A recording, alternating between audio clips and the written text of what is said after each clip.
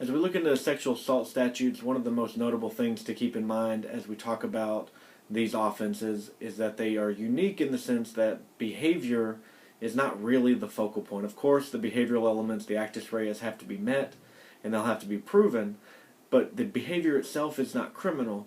What makes sexual assault an offense is the lack of consent. When we look at the noticeable differences between common law rape and modern day sexual assault statutes, that focus of consent hasn't really changed, but the way we think about consent definitely has. At common law, rape would have been an offense, it would have been a provable crime, it would have been something you could convict an offender of if force was shown. If a victim relented to an attacker and allowed him to forcibly penetrate her genitals, we would not necessarily have considered it rape because force was a required element. We would have required the victim to fight back against their attacker, do her part to resist the attack, and if they didn't do that, we wouldn't necessarily have been able to prove consent.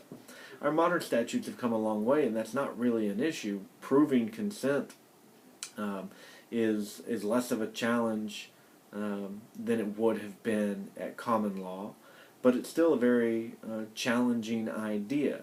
But I do want to make note of the broad consent guidelines, and when we look at the sexual assault statute in Texas, 22.011B, you'll notice nine scenarios of the 11 in which consent is lacking that do not involve threats, force, maybe not even deception. There are several that involve a relationship between the victor and the offender in which the offender uses a position of authority or a position of trust to maybe pressure the victim into a sexual relationship. We've seen marriage counselors be convicted of sexual assault, doctors, and so forth. Several of the statutes involve persons who are unaware of a sexual assault taking place. We can imagine a scenario in which a man sleeping in a bed has sex with a woman he thinks is his wife, but turns out to be maybe her twin sister or another relative. He is unaware that this person has climbed into his bed in his wife's place. We might consider that a sexual assault with lack of consent. I wanted to give you a real-world example of how far the rape and sexual assault laws have changed. In 1993, a man, Joel Valdez, was convicted of a rape in Austin, Texas. And I do want to make note, 1993 is still quite a ways away from where we are today. But in that case, he was convicted of a sexual assault, and he received a 40-year sentence. The entire issue, and this was a kind of a widespread story, the New York Times reported it. A unique characteristic of this story is that the attacker, he wielded a knife, he broke into this woman's home.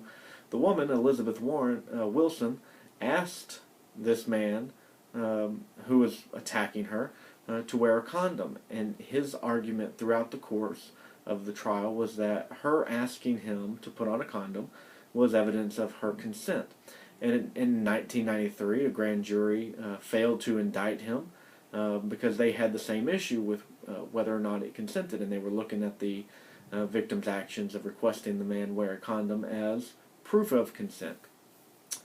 He was eventually indicted and he was convicted. Obviously, I mentioned that at the beginning of this story, but I just wanted to use that as an example of how far from common law our consent definitions and the absence of consent has played a role in modern sexual assault statutes.